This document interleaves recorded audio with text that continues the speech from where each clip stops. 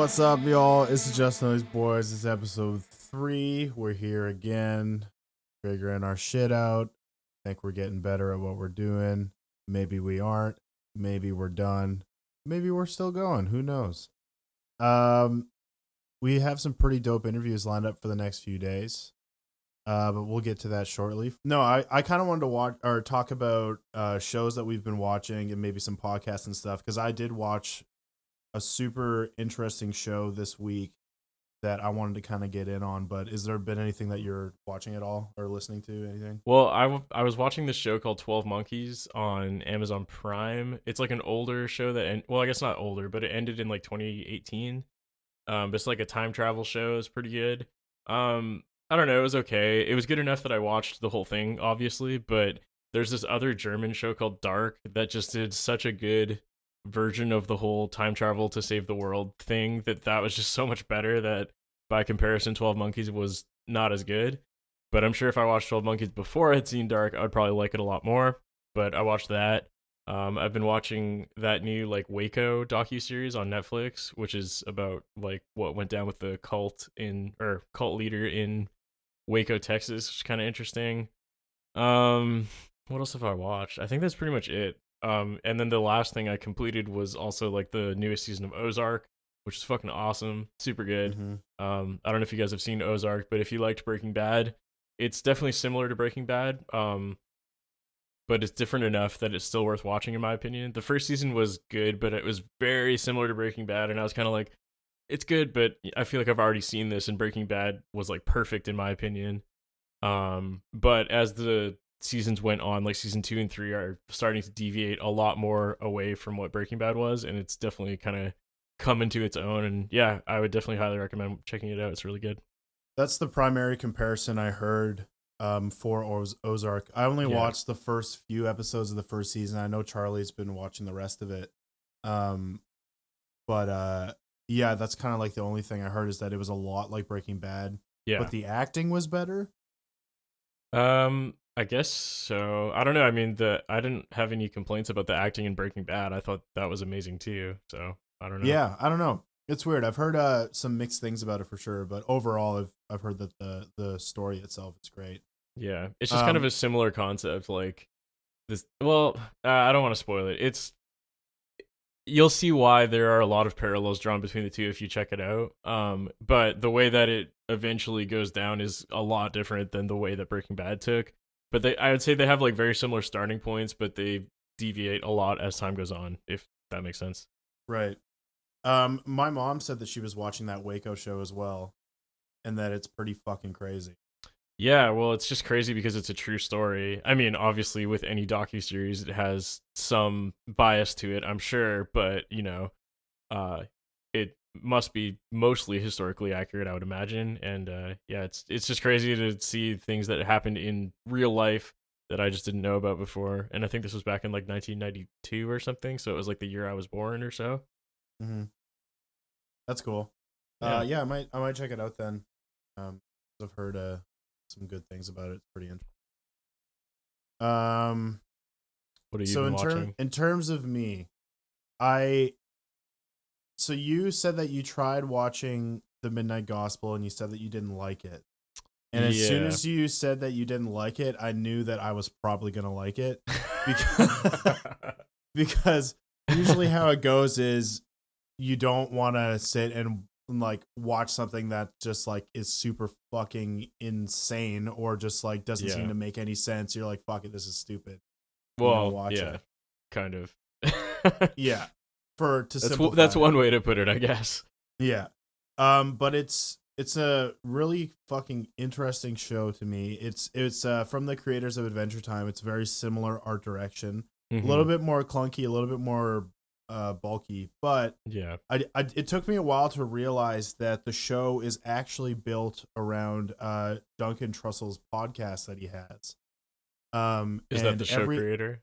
That's the show creator, yeah. Okay. And every episode is basically snippets from guests that he's had on his podcast, and they build an episode around what they talk about. And the podcast is very philosophical. They talk about like a lot of existential stuff, a lot of like interesting spiritual concepts and ideas with a lot of like super interesting people. Like the cast is nuts. Like Joey Diaz is on it, Christina Pazitsky, Dr. Drew, Mm.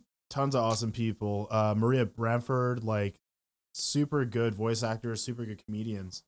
But yeah, like I really liked the show because of how thought provoking it was, and it brought up a lot of really interesting concepts and conversations about like life and death and all of that. But the best part of the show was the last episode, and it's like the craziest concept to me ever. And like I don't mean to spoil it for anybody that is going to watch the show or whatever, but it's not really story driven, so you don't really have to worry about it. It is, but that's not really the focal point.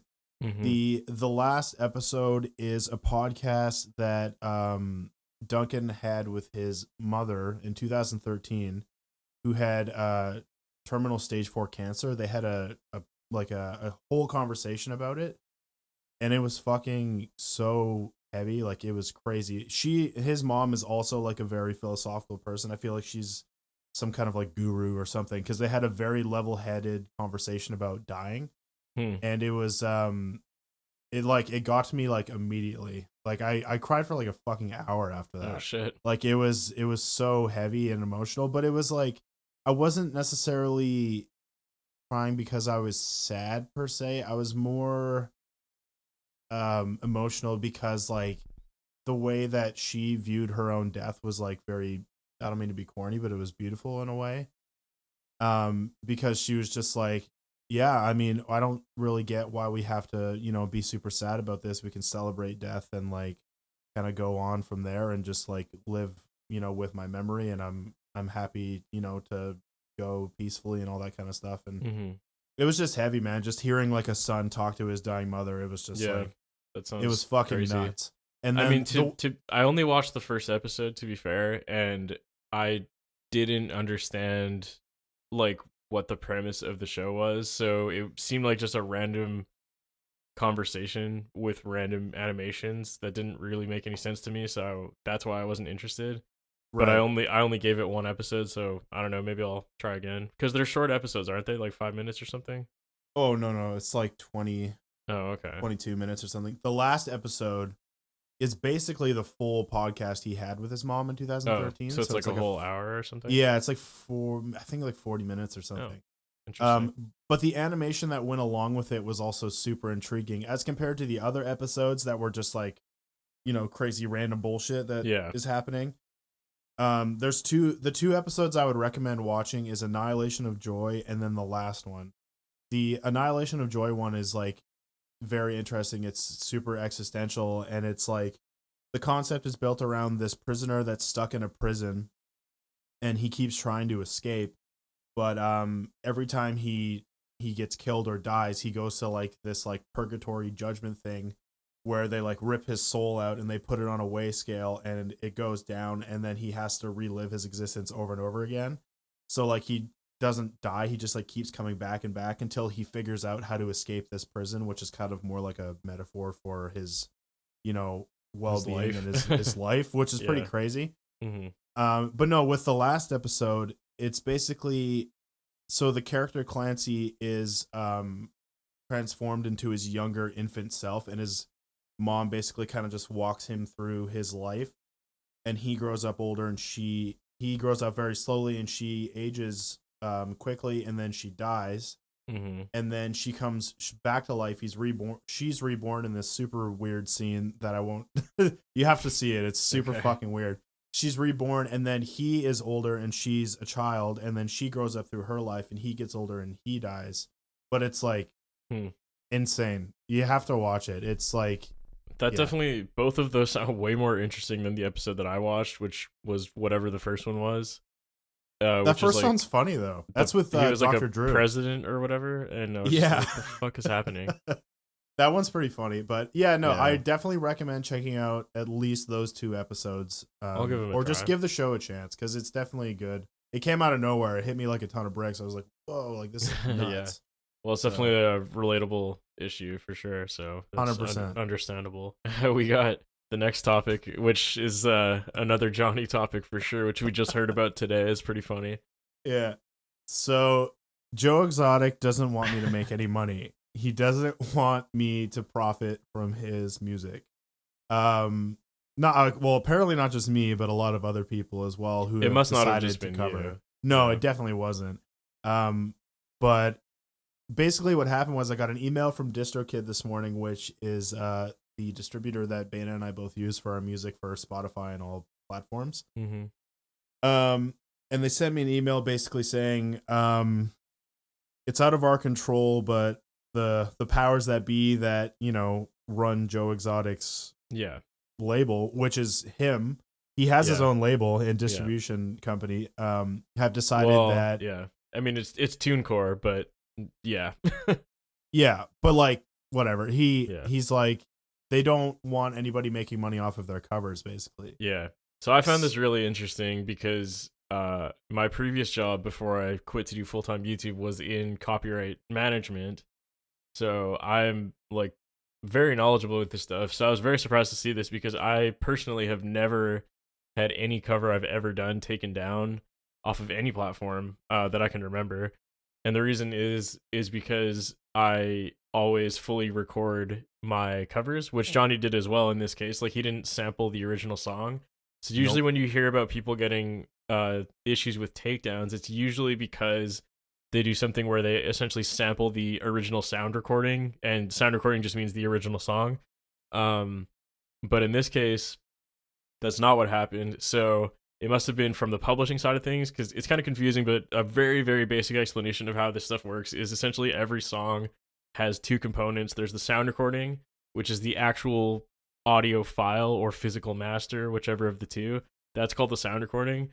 And then there's the publishing, which is like the actual, like the melody, the lyrics, the song structure, the composition as a whole. So more of like the music theory, I guess, elements of the song. So those are actually two separate things. And if you're an independent artist, you automatically own both. But in a lot of cases of bigger artists, they actually part it out where it's like, if you sign to a label, for example, then that label owns the whatever sound recording, but then the publishing could be owned by like this other company. And then that company could only own it in North America. So then a different company will own it in South America and blah, blah, blah, blah, blah.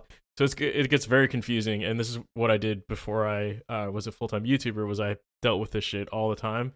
So it's honestly crazy, some of these artists out there. But anyways, so in Joe Exotic's case, it's interesting because you didn't use any part of the original sound recording. So therefore it was like a publishing takedown, which is unfortunate because you followed all the rules. Like, the only way you can upload a cover is by not sampling, which you didn't do. However, you still used his lyrics and composition and melody, so essentially the publishing, which is still his property, so he can still do whatever he wants, which is what happened here. But it's just very, very, very rare that an artist will issue a takedown based off of publishing, because there's like the only artists I can think of that are against covers other than Joe Exotic is like, oh fuck, what was it? Oh yeah, like the Eagles. Yeah, the Eagles are weirdly super against it, and there was one other one, Bob Dylan. Yeah, but Bob it's very Dylan as rare. well. Like, it's extremely rare. So it's kind of funny that Joe Exotic or his management or whatever did this.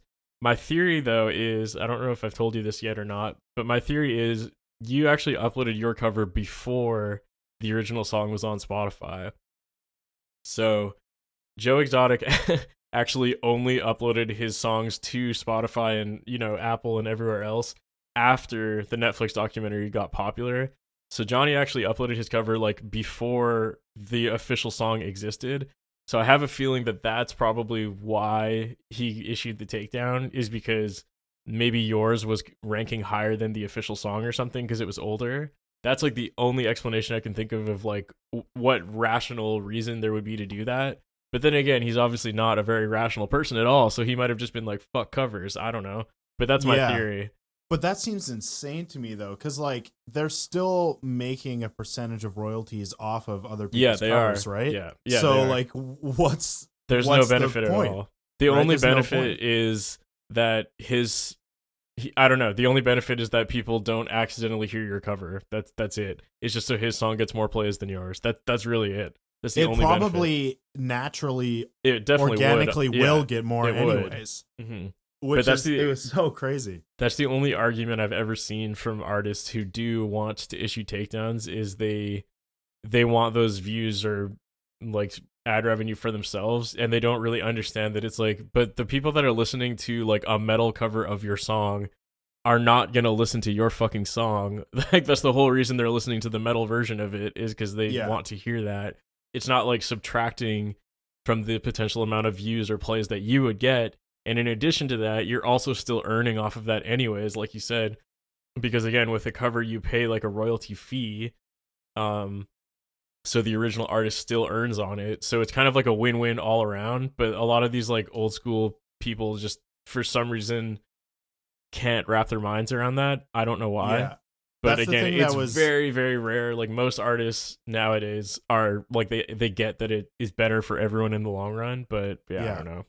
That's the thing that was interesting to me. And like I posted like little clips of the email on my Instagram. Is like I paid. People were confused because I still paid the cover license fee and everything, and it still got taken down. Like I didn't just like upload it to my YouTube channel and then just was like, whoa, like I'm making money off it. Like I literally went through all the proper channels, and it has to get approved on DistroKid before it can even go out for distribution, which it was. Yep. So, but at the end of the day, the composition and publishing rights still do belong to the original artist, so they can still do whatever they want. It's just rare that they actually do take it this way, I guess. Yeah, they can do whatever they want, and I honestly don't care that much. I just thought it was very interesting that it ended up happening like pretty weird. Yeah. Like it's I went to check on Spotify, and when I look for it, it's still on there, but it's grayed out. You can't listen to it at all. How many plays did it get? It was my best performing song on my Spotify. So obviously, what, like 100 plays? No, kidding. No, it was at like 2,000 or 3,000, which for me on my Spotify is okay. I mean, that's still a decent amount for sure. Yeah, exactly. But it was more like my YouTube video has done really well for it, surprisingly enough. I'm surprised they took it down off Spotify and not YouTube. That seems kind of weird to me, but yeah. Well, I haven't seen anything yet, and I haven't gotten any kind of like copyright strike or anything on YouTube. So you might want to make that unlisted before they issue a takedown on it, because it actually fucks your channel if you get a takedown. Yeah, you know, The Offspring just did a cover of Here Kitty Kitty as well, so I wonder if they're gonna go through any of this shit too. I don't know, because they just did it, so maybe it's not a thing. Who knows? I'm not sure. I don't know. I thought it was interesting though. Yeah. But with that being said, we're gonna move on to the next section now. So today's special guest is someone named Brian Moore. He's a guitarist primarily, but he also does a lot of other things that we're going to talk about today. He's most well known for being the guitarist of a band called The Browning, and he also works for an Australian guitar company called Ormsby Guitars. I have one of their guitars. I'm sure you've seen it in my videos. It's like that kind of copper patina, kind of like camouflage looking guitar, 8-string. Very cool stuff. So those are the two things that he's most primarily known for. But when we were talking, he's also done a lot of other things that we're going to get to know in just a second here. So without further ado, let's move on to the interview with Brian Moore. All right, Brian, thank you so much for joining us, man. How's it going today? I am chilling, man. How are you guys doing? Pretty good. Chilling hard. Yeah. That's all we can do, right? Yeah. Just stay home and do nothing. Just like every other day of my life, honestly. But that's okay. So as I mentioned in the little intro we did to Brian, he's most well known for being the guitarist in The Browning, as well as artist and relations for Ormsby Guitars. So me and you kind of have a funny story about how we met. It actually happened like 2 or 3 NAMs ago, technically, even though I wasn't at that NAM. And the reason that I found out about you, maybe you don't even know this. I think I've told you, but basically, it was the Kemper profile. Yeah. Right? So I had a friend who was at NAMM 2018, I think I want to say. And he was over at the Ormsby Guitars booth, and you guys had a Kemper set up for people to try out Ormsby Guitars. And on the Kemper screen, it said like Bana 5150, because that was the profile name that I had. And it turned out, and he sent me a picture of that, and I was like, whoa, what the fuck? That's so random. So I think I posted it saying like, oh, that's cool. Ormsby is a fan of my profile, I guess. And then I assume it was you that replied back like, yeah, it sounds sick. And then you DM'd me, I think, and was like, hey, that was me, by the way. and then we started talking from there. So it's kind of a hilarious story as to how we started talking to each other. When did I actually meet you for the first time in person? Was it the other NAMM? Yeah, it was, or was it NAMM 2019. 19? Okay. Yeah. It all blends together now.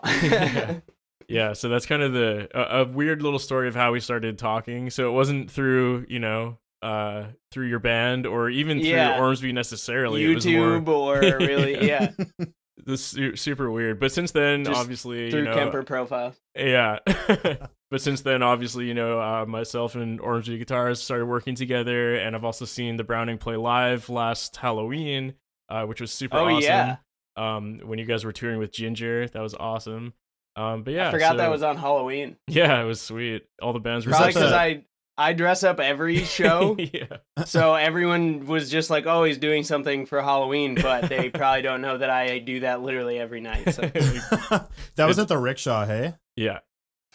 Oh yeah. What'd you think? You like it or what? I mean, like the venue itself isn't terrible, but like the load in is insane. Like It's going through that scary. alley. Yeah. Oh, it's But the worst I in the city, dude. My favorite like vegan food place in Vancouver is like right up the street from there. So I didn't mind. It's called Virtuous Pie. Yes, I knew I've it. never I been knew it there. was Virtuous Pie. Yeah, Virtuous Pie is super good. I love that place, man. Yeah, it's dope. I guess getting into the interview here. So the first thing that we always like to ask our guests is like where it all began for you. So how did you get into metal, and what made you start wanting to play guitar in the very, very first place? Like a young Brian Moore. Give us what was going on through your head back then. Well, so I'll give you like a little bit of background info. I went to Catholic school my entire life. Me too. Yeah, so you know how it is. But so I went to like Catholic elementary school, which is literally like I could throw a rock at it right now, like from my house. So just had a lot of rules all the time on like, what you could wear and what you could look like and what you could, think pretty much. And I had a friend who lived like the street up from me who burned a CD and brought it to school one day that had like Disturbed and like Drowning Pool, like the just like the 8th grade top 10 like LimeWire downloaded songs. Yeah. Hell yeah. And he burned one of those for me, and my parents had bought me like a portable CD player, which they weren't cheap. Like people think of that as like a funny thing now, but I want to say it was like over $100. Yeah, they're expensive. That was like before MP3 players existed, right? Yeah. So I had like that burned to a CD for me. And I think I might have worn that CD like all the way down just listening to what was on it. And then as far as like playing guitar, because I had no idea like how music was made at all. Like I didn't understand that like these are like instruments and what instruments make what sounds and stuff like that. But that same friend like also played Guitar Hero, and so that was my first sort of like forte into just the idea. But I had a cousin that played bass, and he was in like peak nu metal, like when all of the Korn albums were coming out and stuff like that, all the Limp Bizkit albums, like he was that age. So he was just super into that stuff, and I just thought he was like the coolest person ever. So I basically like begged my parents to buy me like my own bass or my own guitar, because my sister and brother had taken guitar lessons, but neither of them ever did it. Like they never played in bands or anything. Yeah. So I basically begged my parents, and I got like a Squier jazz bass pack. Nice. So you started out on bass then, not guitar.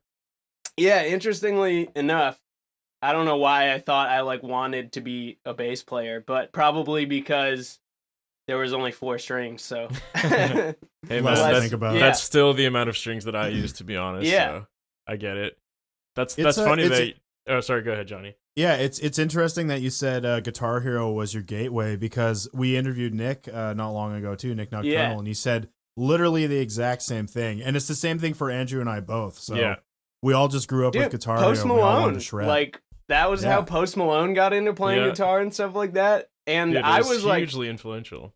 I was good at Guitar Hero in the day, and like I literally can't do it anymore. No, like man. my brain just won't. I find that it actually hurts my wrist to play it now because it feels way different than an actual guitar well, and neck. your fingers are like crammed together, like it hurts. And like the picking thing, like you have to hold. Oh yeah, and that's I think I mentioned this in one of my. Is that how you developed your picking hand? That's why my picking technique is so fucked. I'm like 99.9% sure is because you know how that had that flap and you would like hold it you had to like that. hold it physically. Hold it like that. Yeah, so that's how I held a real pick up until like last year basically. And apparently my picking technique is still fucked, but yeah, it's funny people comment on that all the time. Mine's always been really bad too. Mine like my pinky always like shoots off, so I'll be like holding it and I got like a whole like claw stretch going on. That's awesome. I'm in the process of unlearning like all of my bad habits because I've been in a band that just plays breakdowns for 5 years. So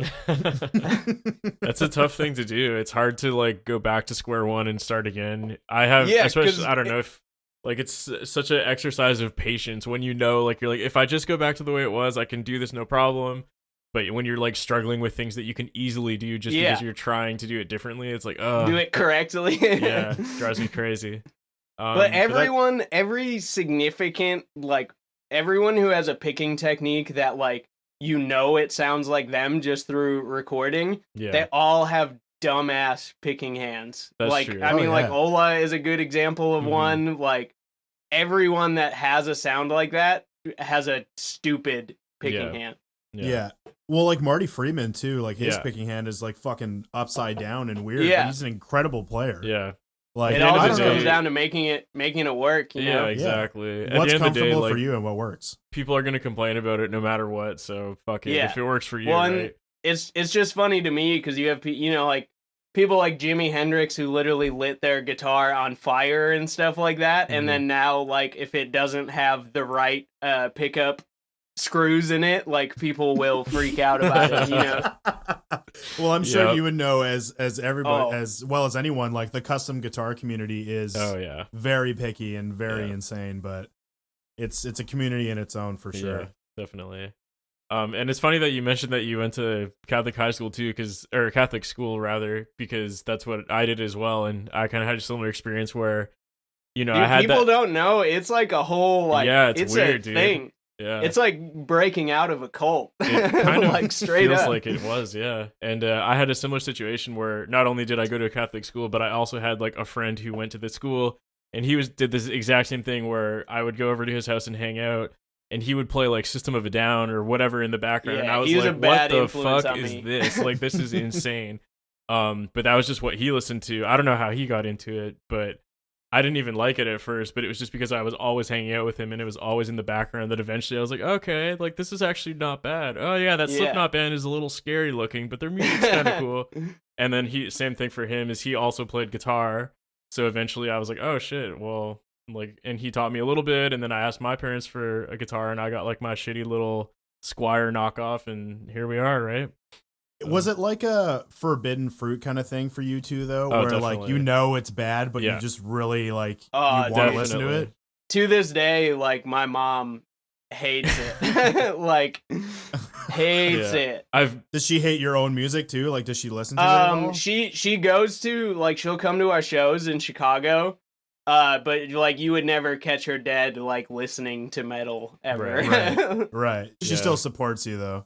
Yeah, she'll still rock up. But it's almost like it's just like what's going on sort of thing. Like the funny. I remember one of the shows that sorry to interrupt you, but like one of the shows that I played like back when it was like the first 2 years that I had been touring, and it was the first time that like my family had really come to a show.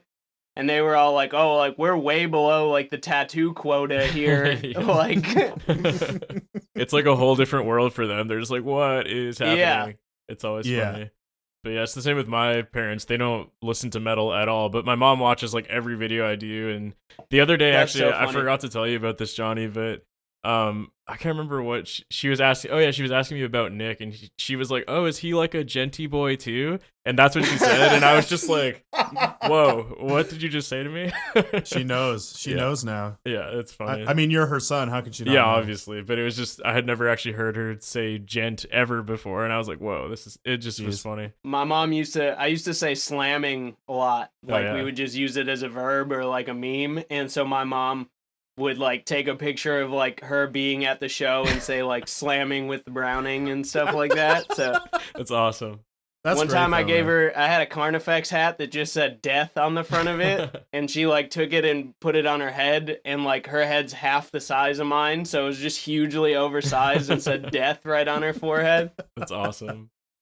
That's beautiful. Awesome. This kind of leads nicely into the next question, though. Like, what was it like in your local scene in Chicago? I'm assuming, obviously, and like, what, go ahead. Sorry. yeah. What was your scene like, and how did you get into playing live? So the scene that I really like came up in as an actual as a metal musician was more the Northwest Indiana like music scene. Okay. Because that's where there was like a downtown Chicago scene, but there was really no metal scene. Like, I'm not in the suburbs, but I'm right before it turns into the suburbs, so it's 30 minutes to downtown for me. Mm-hmm. And so NWI was just like about the same distance, but the people were like a lot cooler and stuff like that. But the first show I ever played was like an open mic night, like 5 minutes up the road from my house, and I'm pretty sure it was me and like my best friend from high school, and I'm pretty sure we played like a 3 Days Grace song and a System of a Down song. Awesome. Hell yeah. That's for sure. Dude, like every like corny thing that you can come up with, I did it for sure. Y'all got to do it at some point. Everyone has to start there, though. Yeah. If you don't, but yeah, it was like that, and then started writing like original songs that were in the vein of like more like A Day to Remember like style, like metalcore, but with like regular choruses and stuff like that. We were terrible, but did that for a while, and then our singer quit, and he actually sings for a band now called City Mouth from Chicago that's like a really good pop punk band. Okay. And it's funny because, yeah, like we played in a band together when I was like 14, but he's legitimately one of the best singers I know. And when he left, I had already been getting into stuff like Chelsea Grin and like Oceano and stuff like that, and like heavier stuff. So when he left and we didn't have like a singer anymore, we were like, me and the other guitar player were basically like, okay, well, let's just write like stupid heavy stuff. Deathcore it is. Yeah, but the thing is, like, we weren't like good at writing like deathcore songs. I don't think I knew like what they really were or like how to write songs or parts or anything.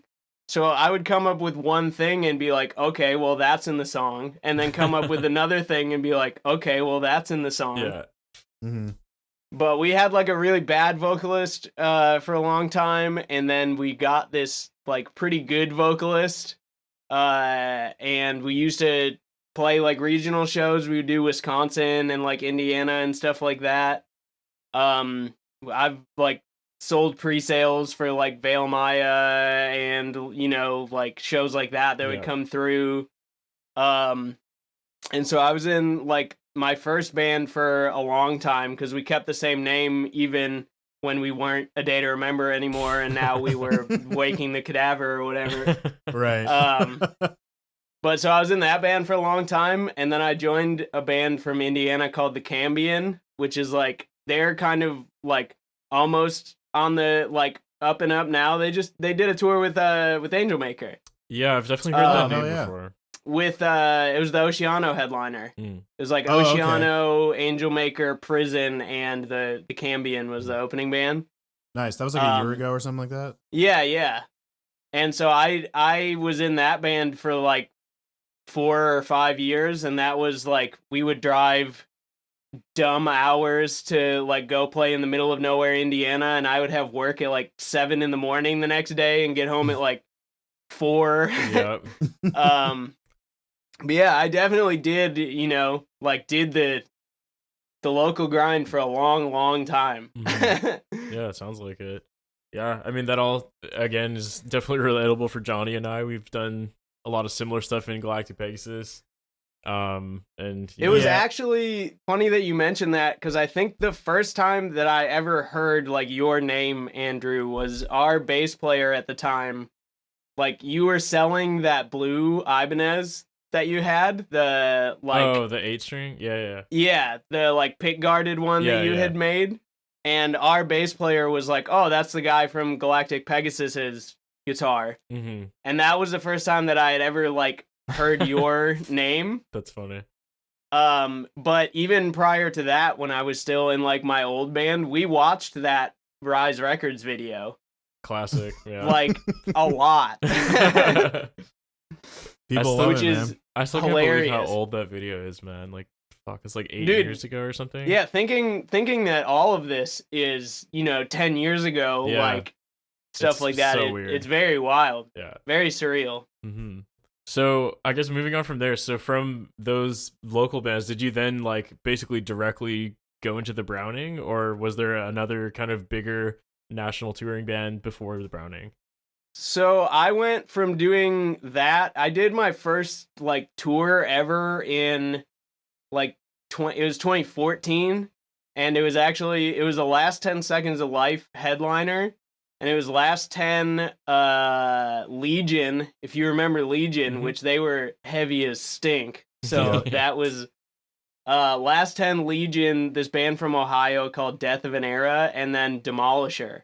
Okay. If you remember Demolisher. I think pretty sure. So it's funny, you should really check it out now, because they would actually be huge now. Like it was basically like Beatdown 5 years before like Beatdown was really a thing. Yeah. And Adam Warren was in the band for like a year and a half. Oh, weird.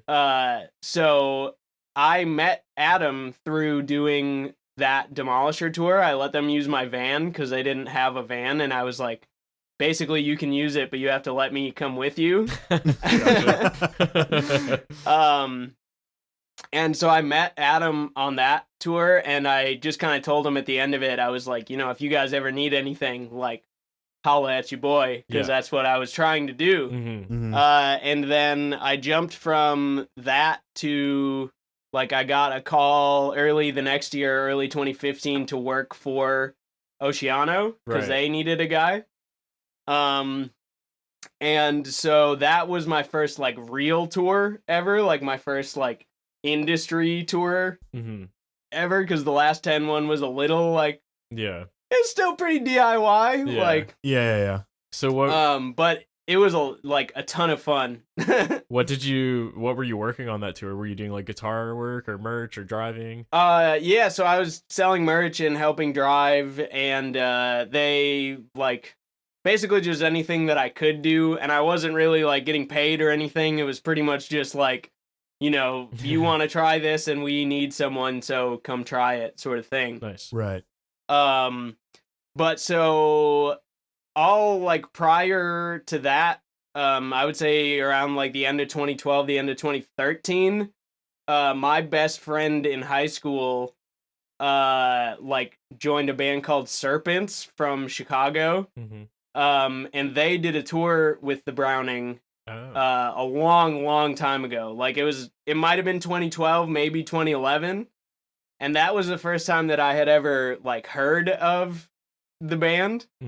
And once he had kind of introduced me to them, I just like became a fan, and my old band like opened a couple shows for them and stuff like that. So we had just become like friends when they came to Chicago, right. and I would bring them like snacks and just like cases of water and stuff like that. Just stuff that when you're on tour, like people appreciate. Yeah. Sure. Like, so I would do that.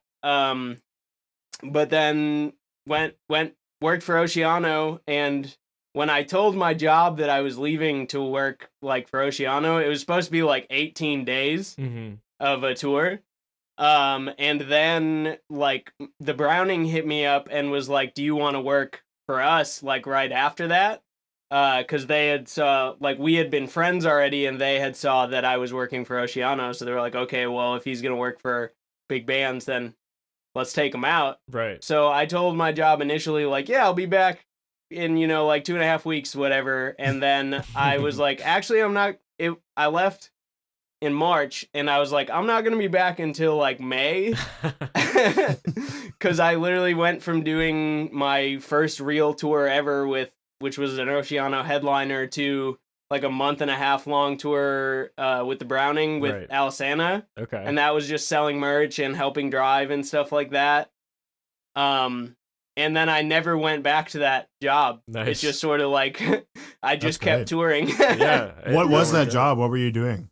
I worked at a liquor store. Okay. Was a stock boy at a liquor store, which I don't drink alcohol, so it was a very interesting job to have. It's funny that you say that, because the other guitarist in Galactic Pegasus, Cooper, he also doesn't drink, and he works at a liquor distribution warehouse. Yeah. And it's just I don't know. It's Just kind of My it. uncle Fuck it. owned it, so it was a job, and like it taught me so much about like how I never want my life to go. Yeah.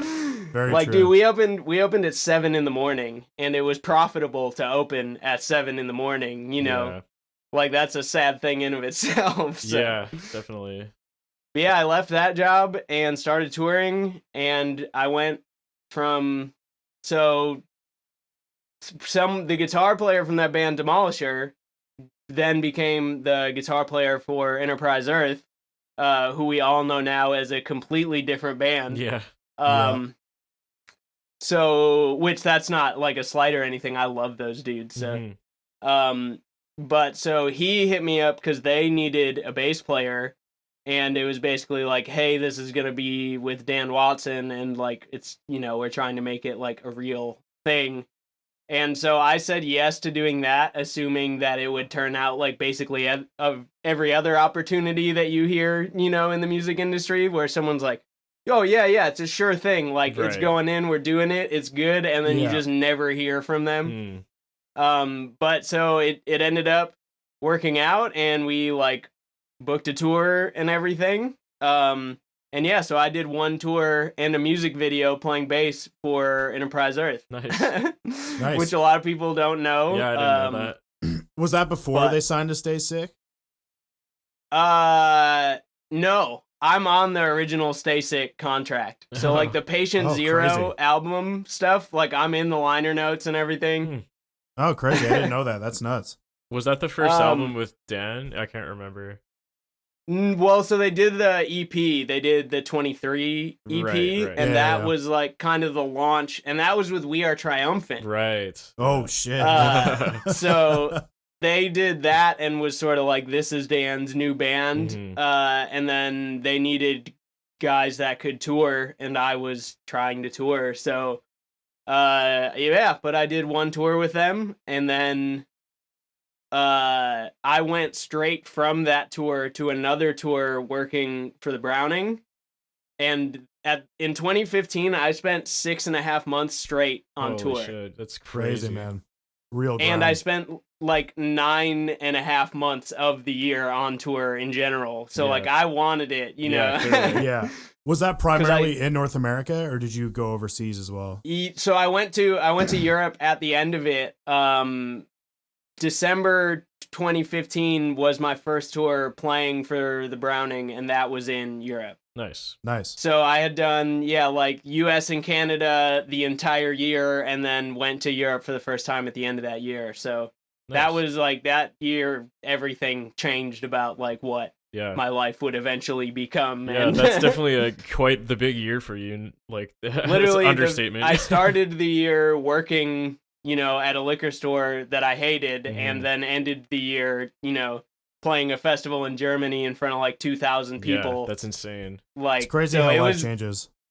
And that year, because I did that Oceano tour, I did the Alisana tour with the Browning, I did a Veil of Maya tour with Oceano, the All Stars tour with Oceano, that Enterprise Earth tour, another tour with the Browning after that, a tour with Carnifex and Within the Ruins, and then I met up with Iwabo.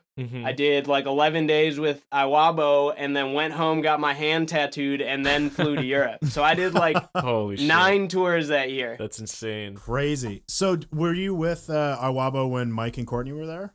Yeah, that's like, I met them on the All Stars tour when I was with Oceano, and me and Mike especially like are just best friends. So we hit it off like immediately, and just stayed in touch. And they wanted me to work for them on the tour that I ended up like meeting up with them on, but I was doing another band that I was working for like a favor because they like had two fill-ins on the tour and didn't have a merch guy and all this stuff. So I agreed to do that tour, and that was like a 2-month-long tour, and I made it a month of the way through it and left essentially. Because I like, that's, to this day, there's only like 2 tours that I have ever not finished, and that was one of them. Okay. But Did so you just get like overworked or? Well, I was working basically under the premise of like they would pay for my food, and but the band like they all smoked cigarettes, so all of them smoked in the van. Shit. And then like there just wasn't a lot, like it wasn't organized, it wasn't fun, and I wasn't making money, so I was like, what? Those are the 2 reasons for me to be here. What am I doing right now? Yeah. But it just so happened that the tour that Iwabo was on literally had to like pass by me the next night. So I just got a hotel for a night, and then they came and picked me up in the middle of the night, and I just went out with them. Crazy. So, yeah. But they're, to this day, like they paid me like what a person deserves to get paid on tour, like for the first time, like before anyone else did. So they were always like, they're the best. That's great. Was that All Stars tour was stacked, right? Like it was like Acacia Strain. No, so it was the next one after it, and it was the last one. But it was a very, very interesting lineup because it was Upon a Burning Body was headlining it, and then under Upon a Burning Body was Dance Gavin Dance. Oh, weird. Oh shit. A Skylit Drive, Iwabo, Within the Ruins, Oceano, and then a bunch of. But it was the last year, the last All Stars tour, because it didn't do very well. I think the only time I ever saw the All Stars tour was like Iwabo was on that one too, but it was with like Chelsea Grin. And Veil of Maya. Dude, the first tour that they did, the first 2 of them that they did were huge. Yeah, they're sick. You saw the one, the Every Time I Die headlined one, right? Whereas like Etid and like Terror was Stray, on it. Veil, Terror was on it. It was weird. I saw that one too. Yeah, I went to Seattle to see that, and it was sick. Where was it? Was it El Corazon? Yeah. Oh, it was at El Corazon? Yeah, it was or was insane. it at Studio 7? No, El Corazon. Is it Elko? Yeah. An 8-band package at Elko? And that's also, amazing. and there was no internets allowed because it was all ages. So like, yeah, and it's probably started at 11 a.m. or something like that. It was pretty ridiculous, but it was a lot. I heard of fun. that venue's shutting down. Yeah, apparently Elko it is. Unfortunately, I heard that it's shutting down. Yeah, it doesn't surprise me. Mainly because obviously, like a bunch of venues are going to be shutting down right now. Yeah, for sure. But like a lot of places that don't keep it nice are gonna go away because bands are gonna have nicer and nicer places to play, like in real venues, so. But I like Elko. Yeah, I liked Elko a lot. I played there once or twice with GP, and I've been there a bunch of times just to see like other shows because like Seattle's not that far away from us. Like it's 2 hours, so close. If there's ever a show, I'm looking to move up there too. Oh, so nice. When I come up there, we can do something in person. Yeah, that'd be sweet. And if there's ever like a tour package that's coming through Seattle but not BC, then sometimes I'm just like, fuck it, I got nothing to do. I'm just gonna go up to Seattle for the day. Well, before the apocalypse, we were gonna go see Yeah. Dealer, right? Yeah, we were gonna see Oh, yeah. Dealer, Spite, Burials. I don't remember who A else. lot of friends on that tour too. Oh yeah. Yeah. So fun fact about, because that's like the hardest tour of the century, right? Yeah. So the one of the guys, two of the guys from Dealer and one of the guys that's in Varials, I met on that Alisana tour with the Browning because they used to be in Capture the Crown. Jeez, man. Oh, so crazy. weird. Fuck. Which I'm sure they're gonna be pissed that I just said that on the internet, but. That's insane. So yeah, I met them in 2015 on that tour, and then yeah, like Mitch joined Varials, and then Maurice, the guitar player, and Joe, the drummer of Dealer, both used to be in Capture as well. I think I knew the drummer was in Capture the Crown, but I didn't know that one of the new guitarists was in it as well. Yeah, Maurice, like the one with the dreads and just huge tall guy. He was in Capture, so I toured with him on that Alisana tour, and then they did that European tour that we did later in the year. That was my first tour, like playing for the band.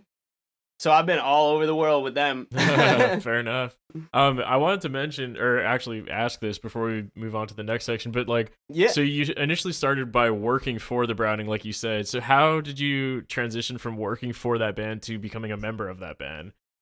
It's really funny because it seemed to happen this way, with everything that I was a part of, is I was just sort of in the right place at the right time, and I think enough people generally get along with me that I'm able to I'm able to kind of show myself off in a couple places. But I did 2 tours with the Browning with their old lineup, and on the second tour they had basically come to the conclusion that they were kicking out their bass player, and I had come to the conclusion that I wasn't going to tour with Enterprise Earth anymore. And so I was on the tour with them when that happened, and it basically went from when it came time to buy the flights, that I got a flight to Europe and the old bass player didn't. Gotcha. But it really just came down to, like I said, I went to their shows and I brought them snacks, and I was just like, if you guys ever need anything, let me know. And they knew that they already liked touring with me because they had done tours with me, and they knew that I could play the parts because I was already in other bands. So they were like, why does it make sense for us to... But yeah, so I joined the band playing bass, and I did 1 tour playing bass.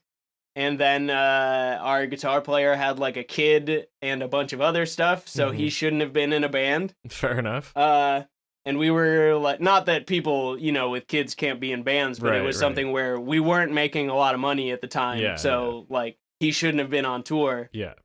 And we went to find another guitar player, and it was pretty much well, why don't I just do it? Because I already know the parts and I play guitar. Yeah, might as well, right? In 2016, I started playing guitar for the band, and here we are. Here we are. Awesome.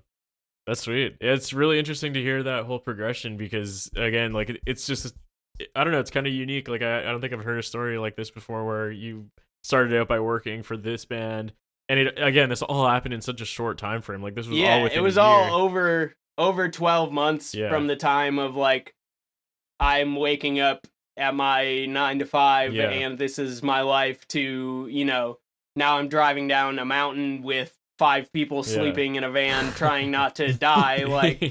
Yeah, it's definitely a crazy progression of events in a very short amount of time. The industry is small, right? So word of mouth really travels fast. If you're a good dude and you work hard, tours want to work with you and have people on the tour that can actually live in a van with, right? A lot of it has to do with a lot of people can't do their jobs. Straight up there. So when you advertise that you perform a service and you perform that service at least just adequately, people like that. People are willing to overpay for security. They're willing to be because you're good at what you do, we want you, not we want someone that does what you do. Right. Yeah. It's kind of ironic. I mean, I totally get what you mean, where there's definitely lots of people within this industry that say they can do something and don't deliver. So Sometimes all it Happens takes all is the time. showing up and doing what you say you're gonna do, right? I have just learned that like never saying anything that you aren't like can't fulfill, like never guarantee anything that you're not like certain of. So Yeah. whenever I'm like I can do this, it's something that I am certain that I can do and that I can manage. No, With yeah, of one course. exception, this year I guitar teched for Mice and Men on Shiprocked, and that was the scariest thing I've ever done. So Why is that? just because they, like that's a band that's been around, like Yeah. that band has had, I'm sure, guitar techs that they've loved Mhm. and guitar techs that they have hated. Yeah. And it was just something where, like, obviously I set my own stuff up on tour, Mhm. and I've been doing that for forever, but I had just never done it for someone else, Right. and it felt like a large trial by fire. Yeah. But they're great. Alan and Phil, both the guitar players for that band, were super nice to me, and they're all, like, super great. But that was the only time where I was like, yeah, I can be a guitar tech. Yeah. And I was like... Try it out. Why not, dude? Jack of all trades. Get more Yeah. work. I mean, it seems to have worked out, so it's whatever.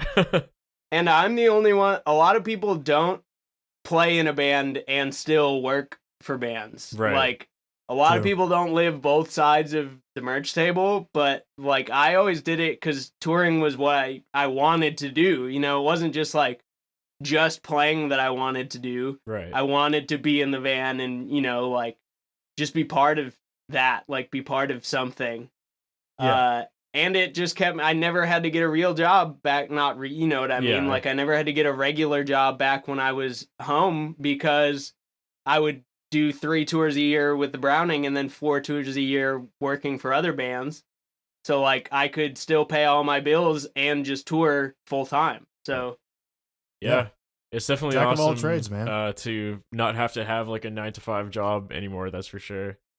yeah, well, yeah, and because you made the jump to full time going, Yeah. creative, Mhm. and it's not an easy thing to do, and No. it's very fulfilling, obviously, but mostly emotionally, Yeah. and not financially, but Yeah.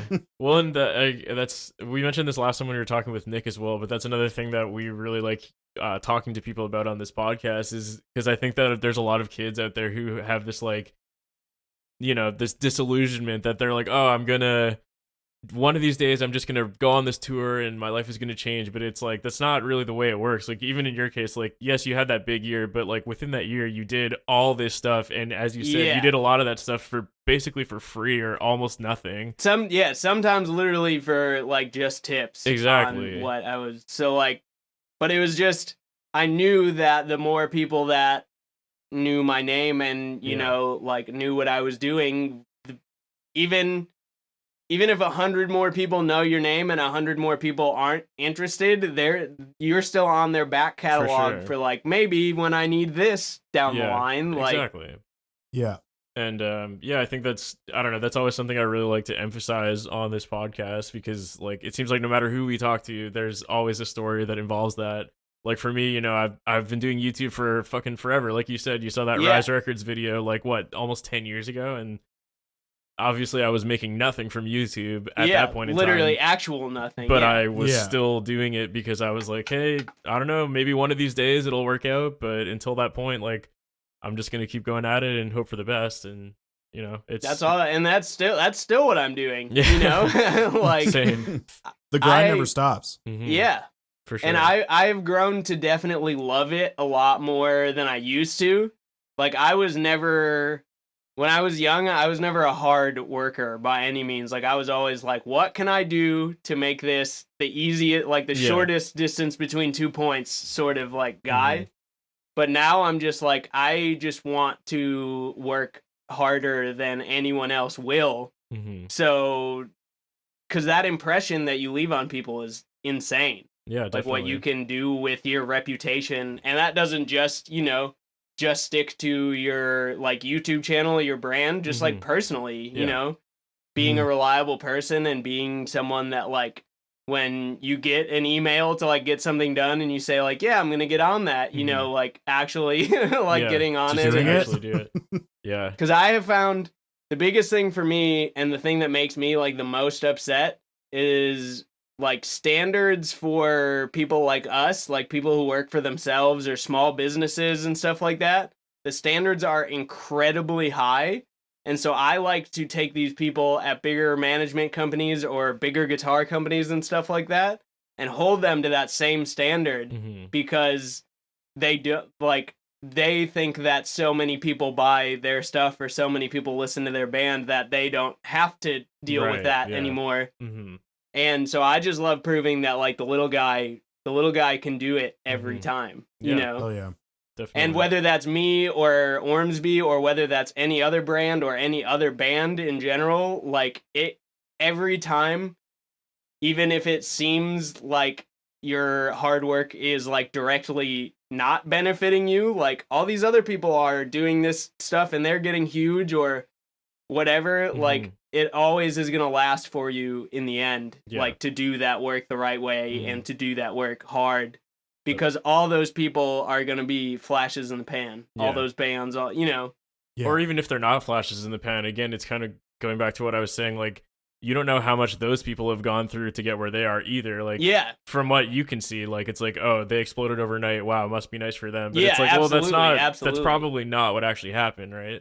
Like, I mean, that does happen sometimes, but it's very, usually very, very when it rare. does happen, it doesn't last long. Or that. You know? No.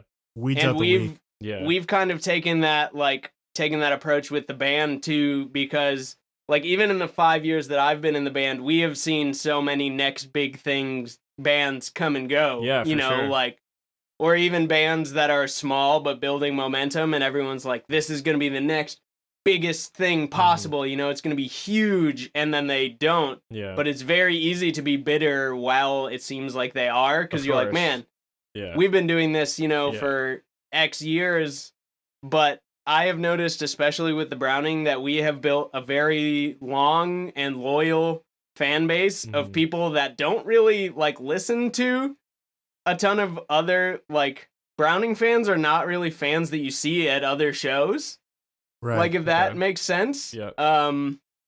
But so we have, you know, over time built a very dedicated fan base that continues coming to shows as opposed to putting out, you know, a music video or like a song that has some special whatever line in it that some people love that gets 2 million views, but then the band is nowhere. Right. You know, they have no footing. Yeah. No, I know what you mean for sure.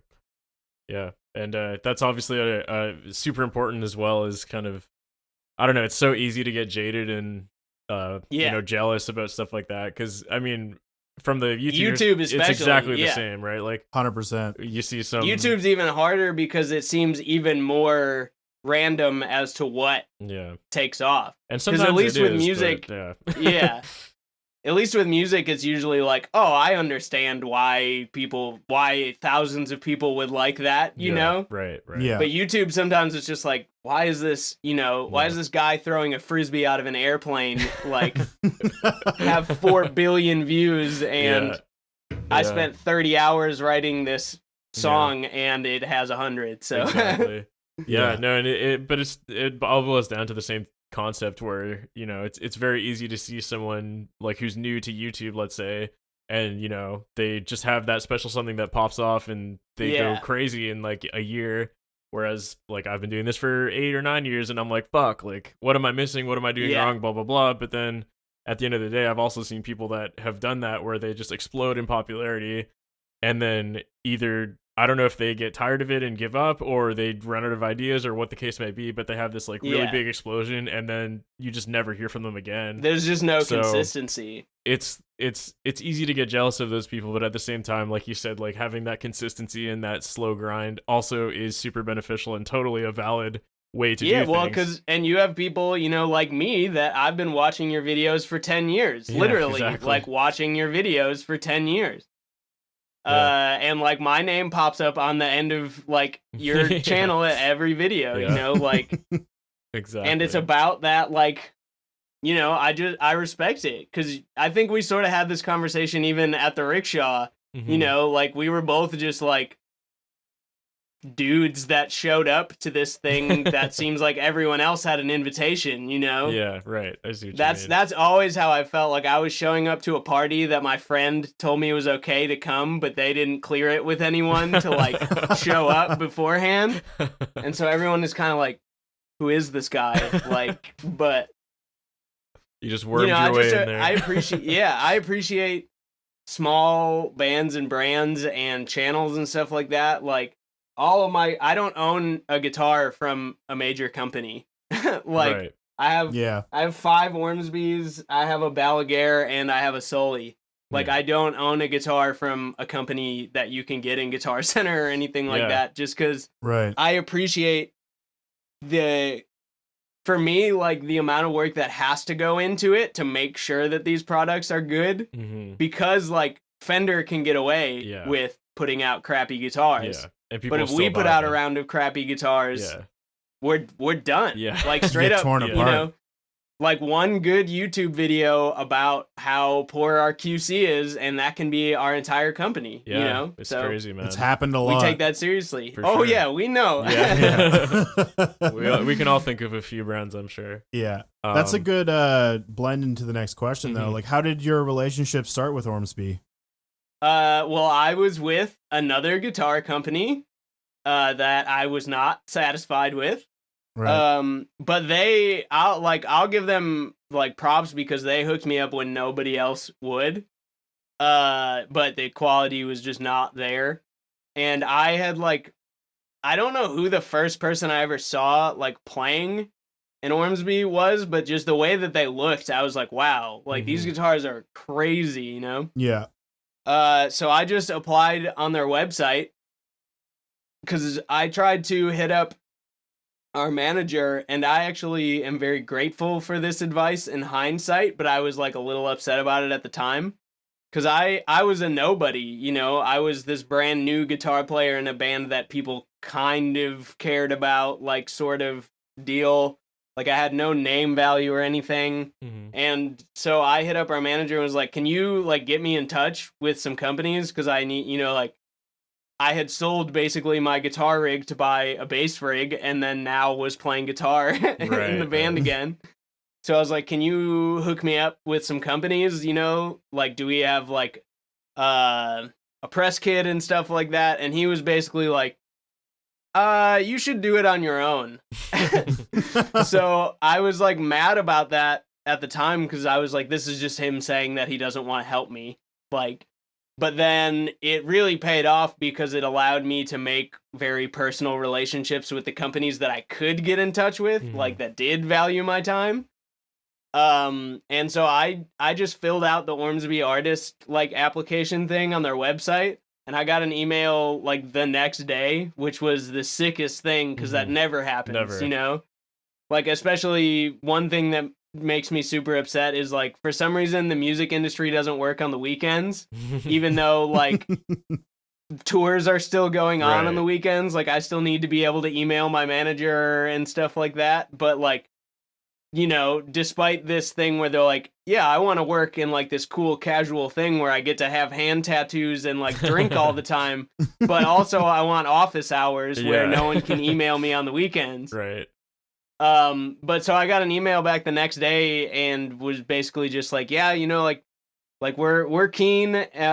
We just like got to work some stuff out. And so I stayed in touch with them and just kept complaining about the old company, which sounds strangely close to the name of like a reptilian animal that you might find in Florida.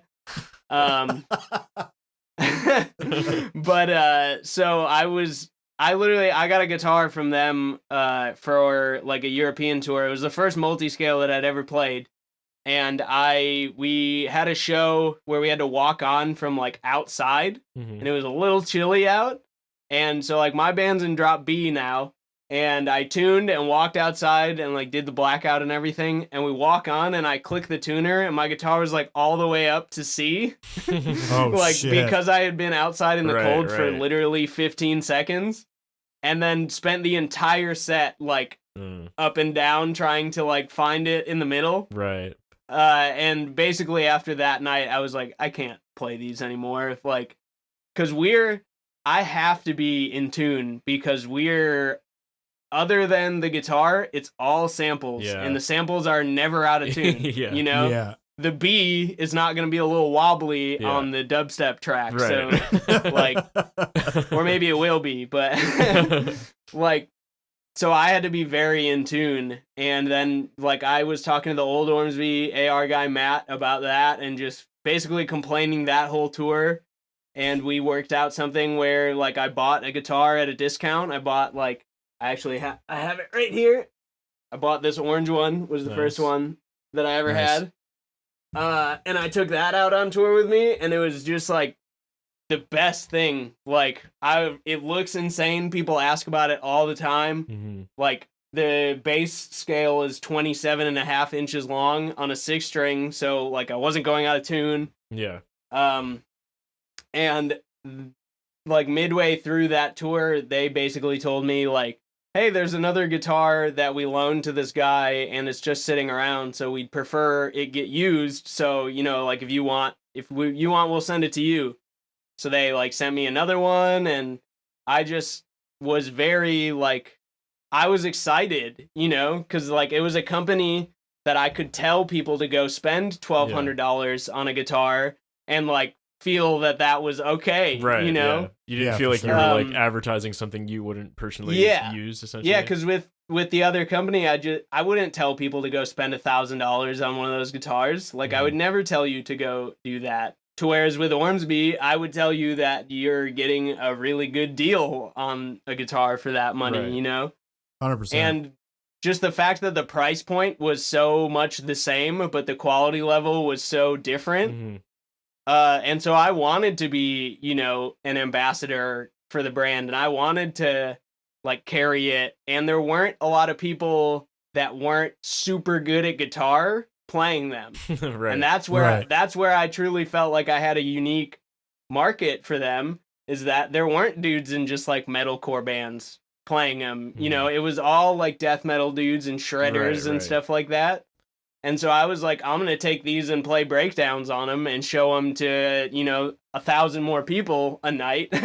Yeah. Like, and it just like grew from there and grew from there. They asked me to come to NAMM in 2018 was the first one. And that was the first time that I met Perry or met Matt, the old A&R guy. Right.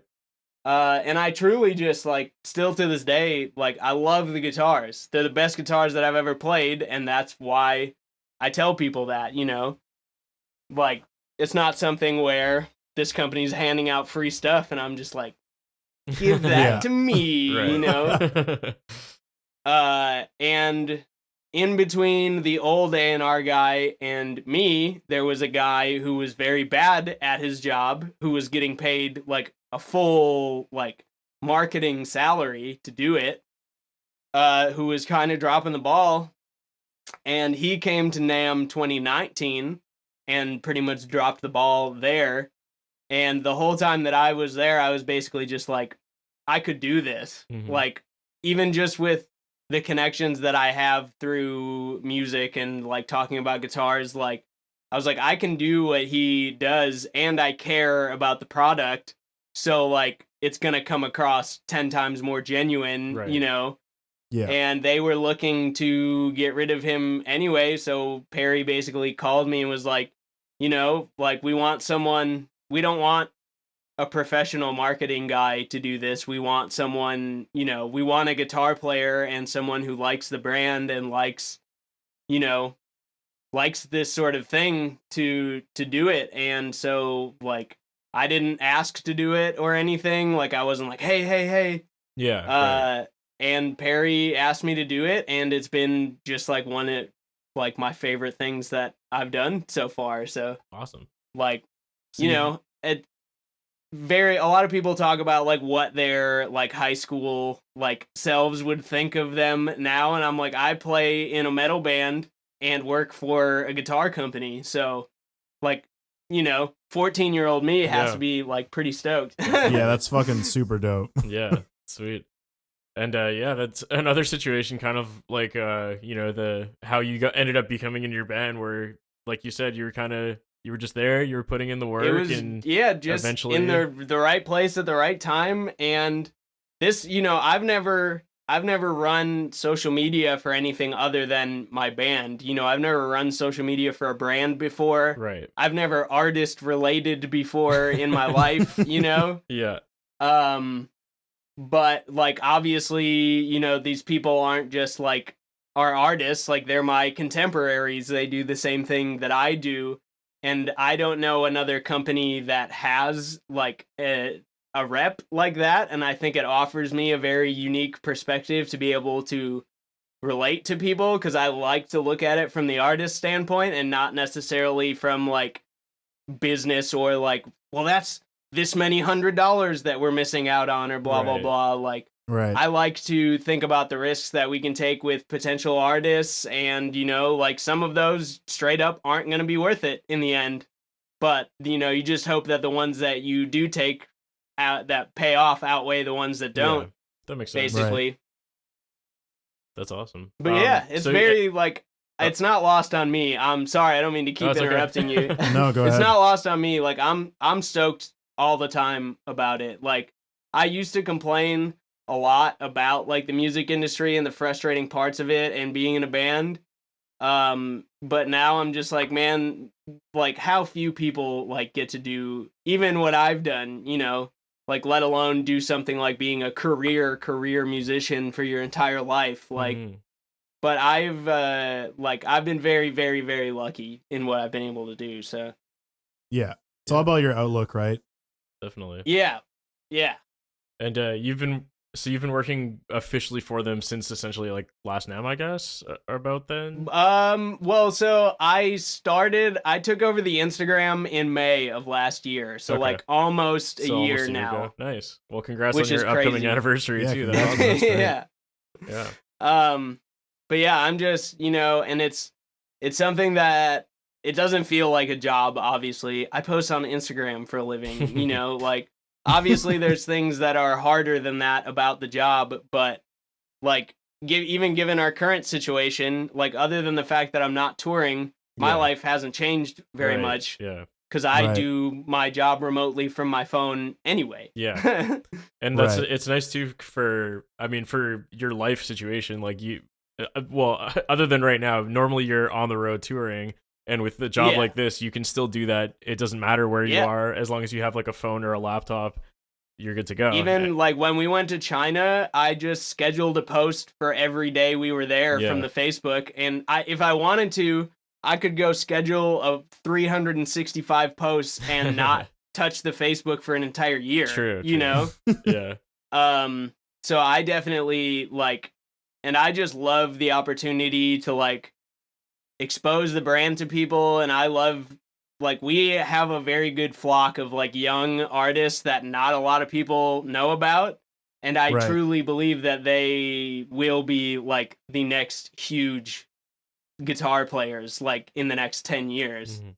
Because we're coming up on that time, like who are the legends going to be from this sort of like these Right. eras, and you have like your Jasons and stuff like that Mhm. and your Tosins that have stuck out, but like who's going to be the next Right. like, cuz you think about it, like all the even big bands, like all the big bands are still around, Mhm. and so it's been very hard for like the next legends to Yeah. kind of show up. Definitely. Right. And so I'm Who's gonna very dethrone them? like, yeah, I'm very excited to see over the next few years like who comes around and who is just, this huge the Yeah. next Metallica, shall we say. Yeah. Right. Or even like Man, from what's the name of I can't remember this kid's name. He plays like very like thumb style 8-string kind of like R&B stuff. He's Is been it playing Ando? Ormsby. Yeah, Ando-san? Yeah, he's unreal. Mhm. Yeah, dude, he's literally like there's no other artist like him in the world.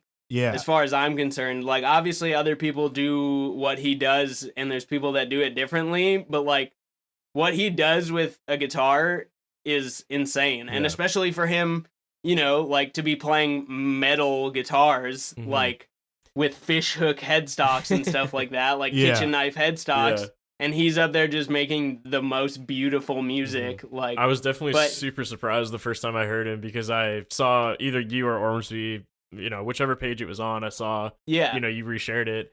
And I don't know. Yeah, I just assumed it was going to be whatever, some proggy death metal thing, and then I listened to it, and I was like, whoa, this is and sick. it absolutely wasn't. Yeah. He's like, and he just thinks about music and notes in a way that other people don't. You know, like some people just have that gift where obviously there's only a certain number of notes for us to arrange in a certain way. Mm-hmm. Yeah. And he just arranges them in a very, very uncommon way, like a very unique way. Mm-hmm. But him and like Chris Xenopoulos from Vovidinia, Yeah. and like we just have an insane list of artists, and there's so many virtuosos now. Like Yeah, it's true. everyone is so good Yeah. now. Mm-hmm.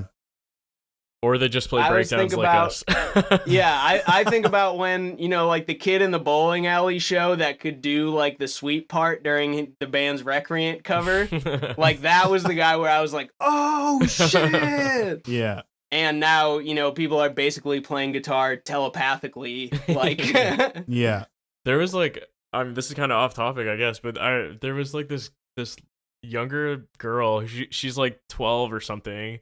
I think her name is like Lisa X, if I'm remembering correctly. She's this super young girl who just like shreds like Polyphia, Animals as Leaders covers. yeah, Like yeah, she problem. does. She did the Aviator solo. Yeah, just, like- exactly. That's who I'm thinking of. dude, Yeah. I can't even think about No. playing that. I, like, opened it's the not guitar even something tab where I was and- like, Yeah, it's just like, what the fuck? if I practiced enough, I could probably do it. Like, I don't even No, think about no. that. Like, it's just not possible. No. Yeah. Something that we've been asking everybody is just what's your general outlook now on the music industry and scene? Like, where do you see it going? Like, basically just stuff along that line. Like, given the current situation or just in general? I mean, both. I guess now, given the current situation, where do you think our industry is going to be when this is all over? Is it going to thrive? Is it going to die? Like, where are we at? I think that it is going to take a very, very long time to rebuild it to something like what it was. Mm-hmm. Just because obviously, you know, venues that aren't sitting on a bunch of money don't have any way to continue to be venues right now. You know, they can't make money, and just people's wariness to have 1,000 sweaty people around them, you know, Yeah. or even like bands' willingness to like, when is it okay to start telling people to come gather in crowds again and stuff like that. But I Yeah. think that you are like, there are so many bands that are doing this like the best way possible. Like you have Code Orange, who straight off the bat did a show for no one, you Yeah. know, did like a digital show. And you're seeing a lot of these just like productions and stuff like that, like come to YouTube. And I think there will be a bigger market for like digital concerts. Yeah.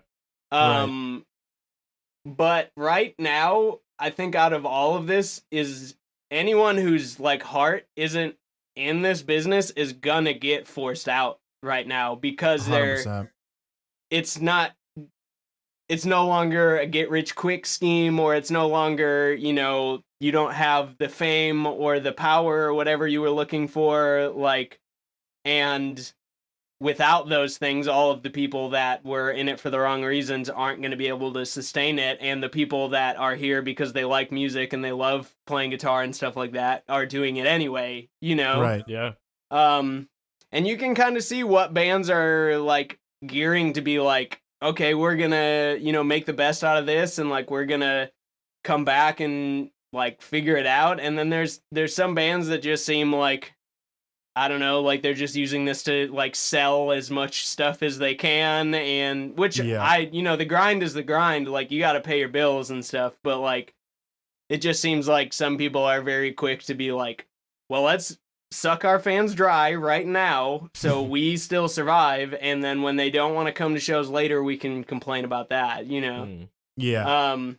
But in general, I have a very good feeling that like a lot of good art is going to come out of this, because it always has come out of times like this, you know, like times of struggle are what create amazing art. And right now you have all of the best artists in the world in every genre and every medium are all sitting in their houses bored as fuck right now. So Yeah.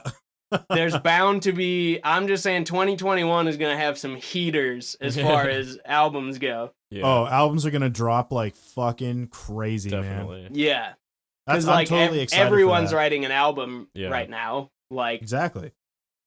but I think that'll be good. And I think that in general, without sort of like the calloused bubble of the people that are only doing it to make money or like are only still doing it because they need to make money, you know, like a lot of bands that have toured well beyond their prime because that's just always how they've paid their bills. Right. And like Yeah. maybe that's not, because you can't be 90 and like tour, like playing metal shows. So Yeah. like at some point you got to start looking out like for the future. And we did a lot of washed up tours.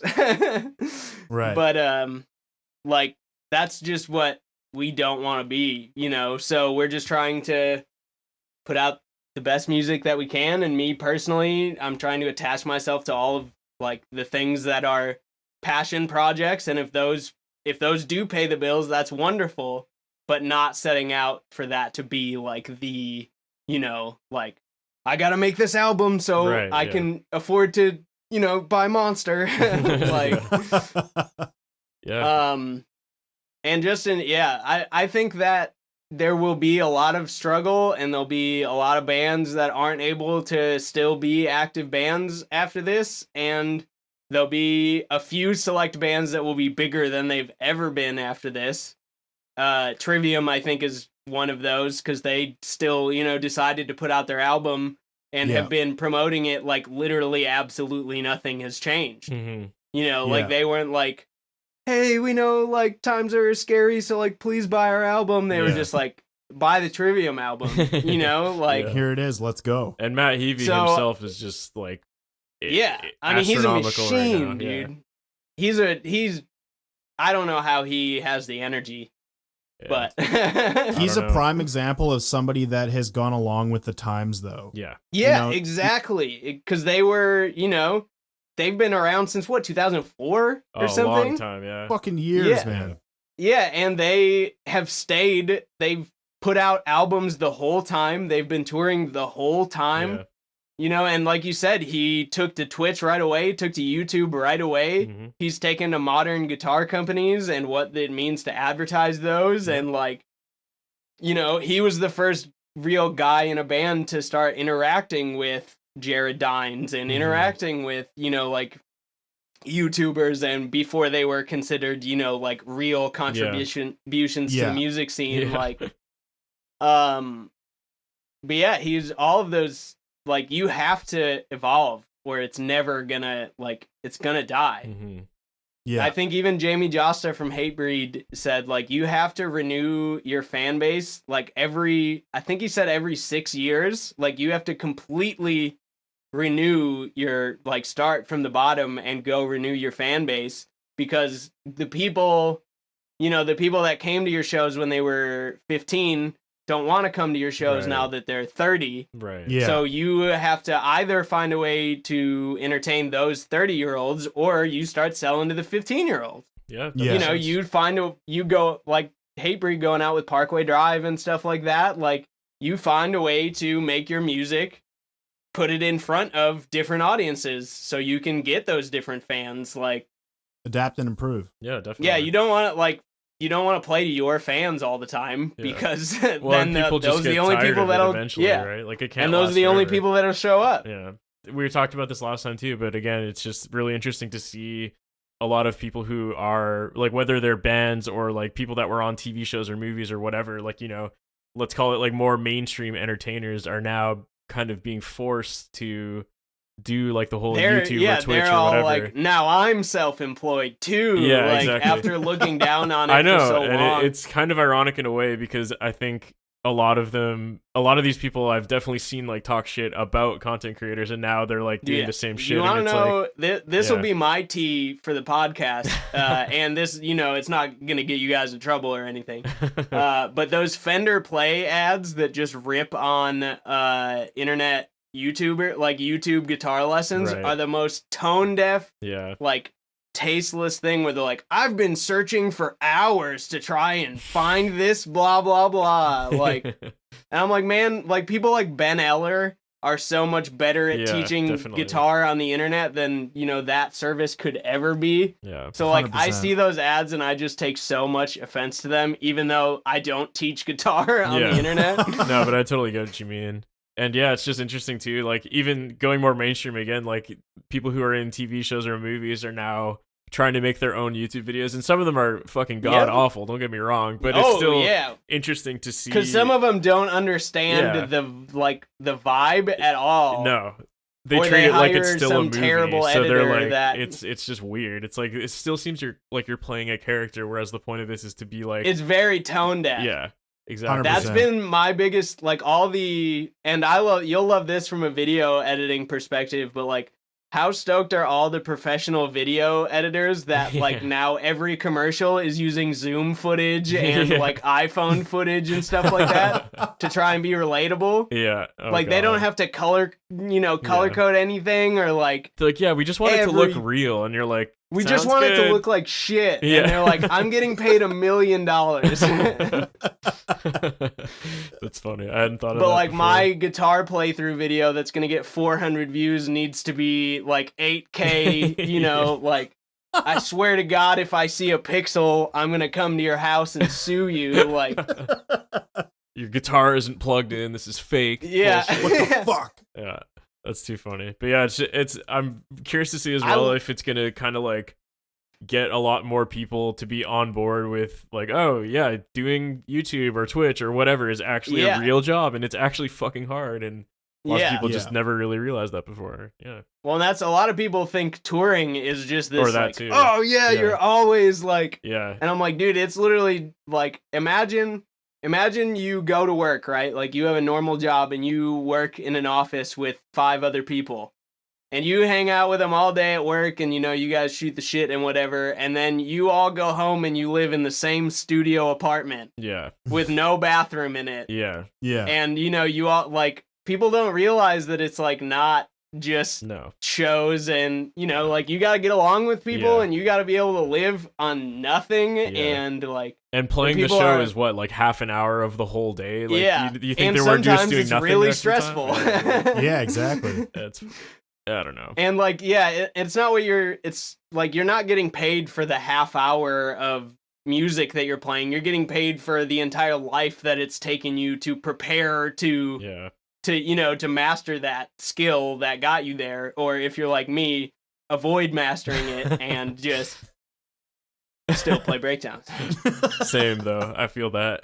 The breakdown boys, it's all good. I've gone a lot of places on breakdowns, man. Yeah, me too. And dude, like, it's so, I always feel bad because there's so many kids in their room that are just like amazing songwriters and musicians that'll never see the light of day. Yeah. And I'm here, meanwhile, I'm just like chugging, playing festivals and like. Well, it's not lost on me, No, like I said, I feel very grateful to be able to do any of it because I'm not someone that should be doing any of it, That's how I feel about what I do too, and yeah, it's kind of like playing guitar is like one of the smallest parts of what I do. I feel like sometimes when it's like really the only reason, well, not the only reson, but the major reason that I got. You to play where I guitar am. to make videos, Exactly, basically. Yeah, exactly. So you have something to make videos about. And I get people ask me like, oh, like what's your practice routine or practice schedule, and I'm just like, I only play guitar when I make videos, and if I'm not making a video, I just eat Popeyes. Yeah, that's it. Yeah. So it's totally and different. like the biggest thing, a lot of people love to hear this. Like, we're a professional band, and like I can't tell you the last time the Browning practiced ever. Right? Yeah, that too. Like we will usually, like, we've played songs before for the first time live without ever having played them together. Crazy. We've done that more than once.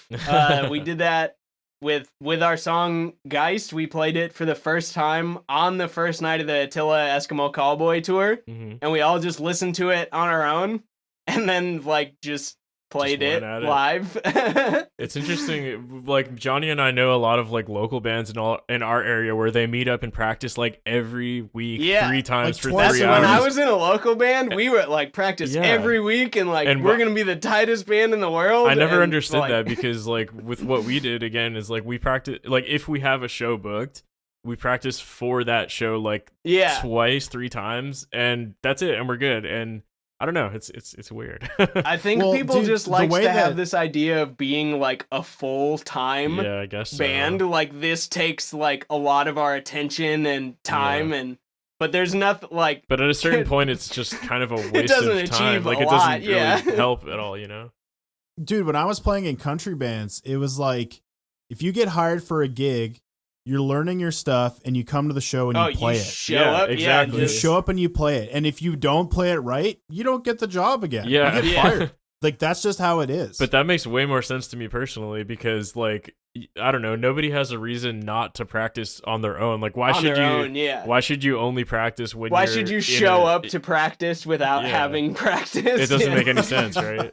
And I don't know, I've never been about that. Like we've always I mean maybe in the early days we did that, but like in the past like 3 or 4 years it's always been like, hey, we have the show.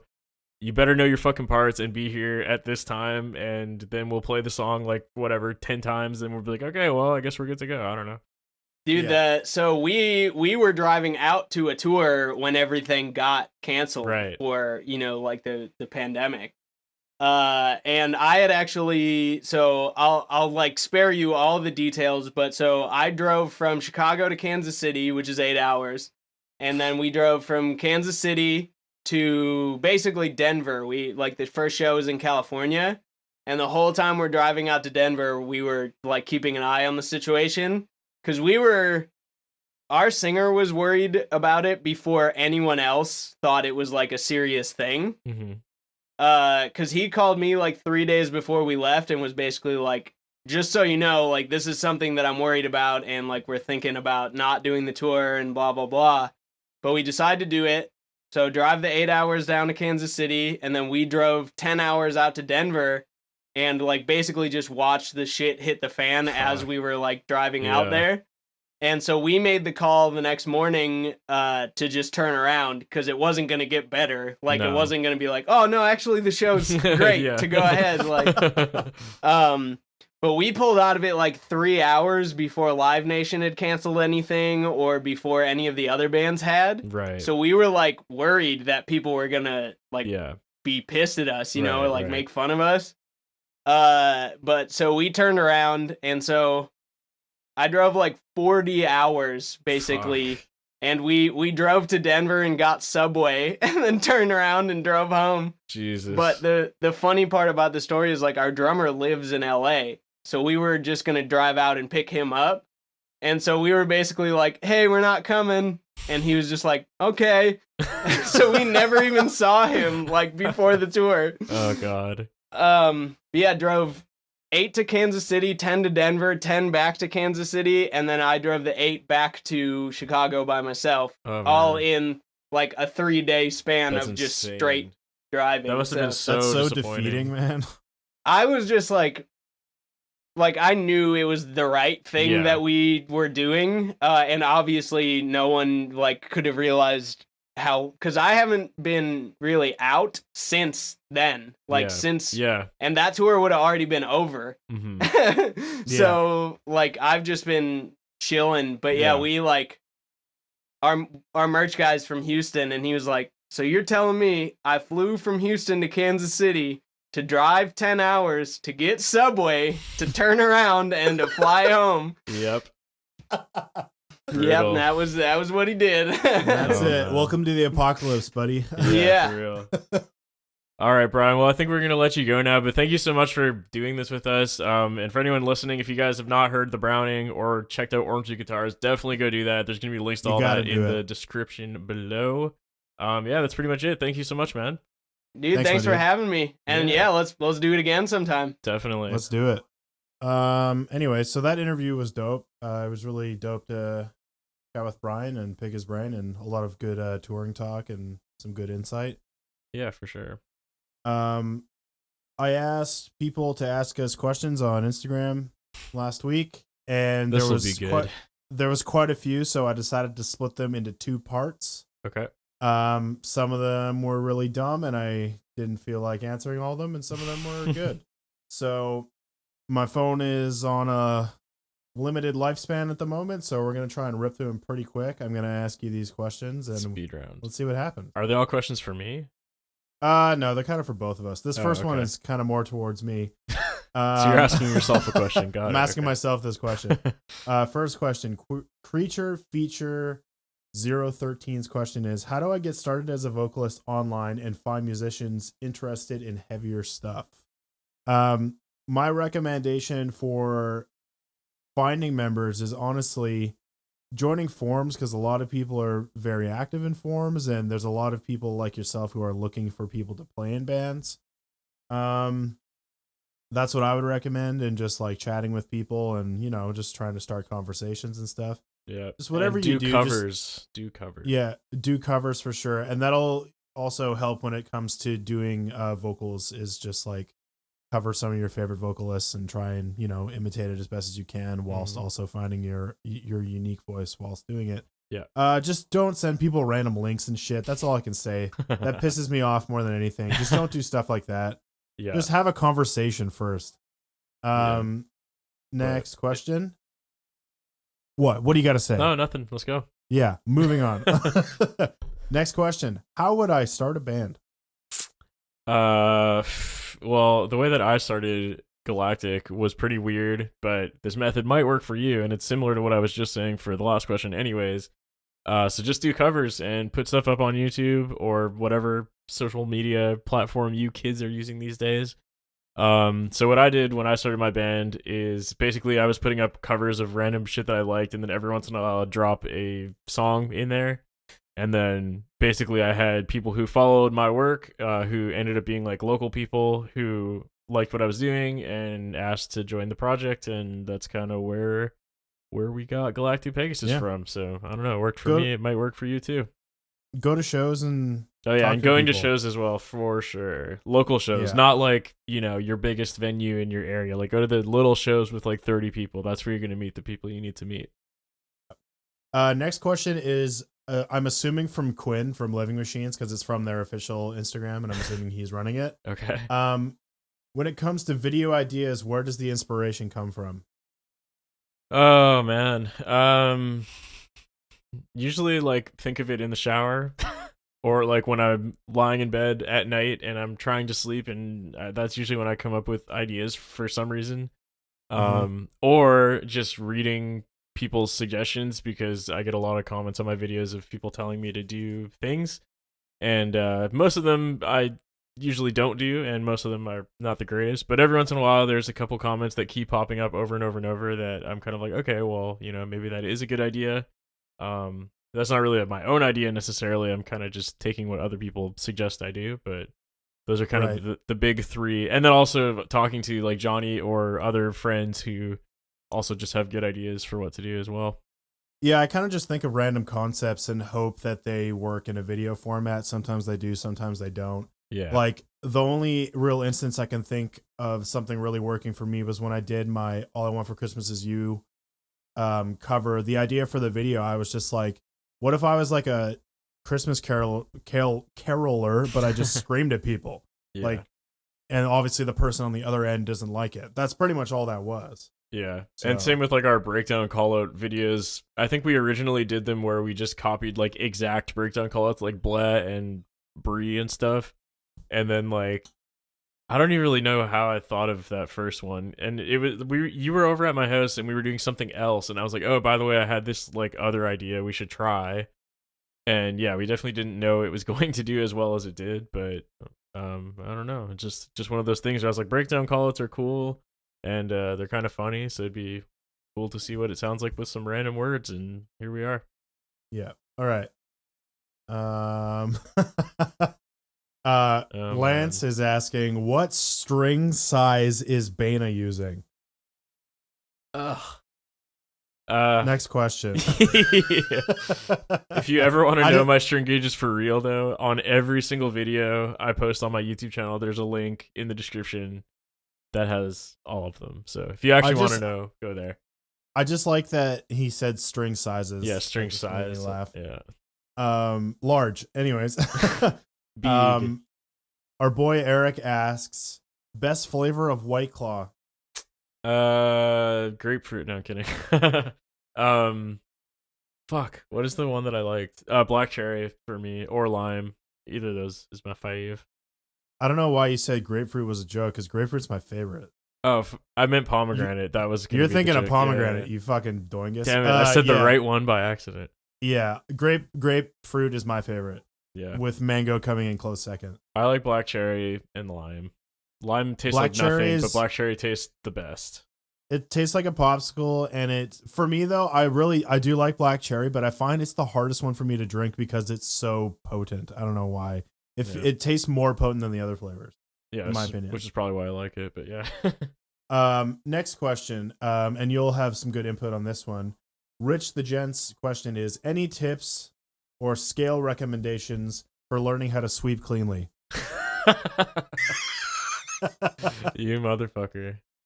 Yeah, so that's going to be a pass for me because I don't know how to sweep pick or know any scales. So on to you, Johnny. Recommendations for learning how to sweep pick. I haven't actually done any sweeping in a really long time. It was when I first started learning how to shred because I wanted to learn lead guitar first. I started to sweep pick, and I found the best way to start was to do just like 3 string sweeps. Just do like a very simple minor triad. Is that like the Death Clock one or whatever? Yeah, sure. Yeah, I can't remember what that song is called, but that's a good example. Thunder Horse, maybe? I don't know. Yeah, even Bleeding Mascara by Atreyu, that sweep picking line is really easy, and that's a good one to start with. So I would say just practice your minor and major sweeping scales, just breaking those apart individually, and then kind of move on from there, start adding more strings, and then, you'll get there. Also, a steady hand up and down, too. You got to practice that motion. The coordination is the hardest part of sweep picking. Yep. I have nothing to add here. My phone's at 10%, so we're going to go real fast here. That's okay. Q-Dog asks, what is your all's opinion on the elitism in metal nowadays? I don't think that it's a nowadays thing. I think it's been a forever thing, personally. I don't think it's gotten worse or better. It seems like it's always been like this. It's a persistent thing. Yeah, it's just the way it is. I don't really know why it's so prominent in metal compared to other things, or even if it is worse in metal than other things. I've heard that it is, but I also don't really listen to anything else. I'm not sure, but regardless, I don't know, man. I think it's because a lot of people that gravitate towards metal, like they feel like they're outsiders or whatever.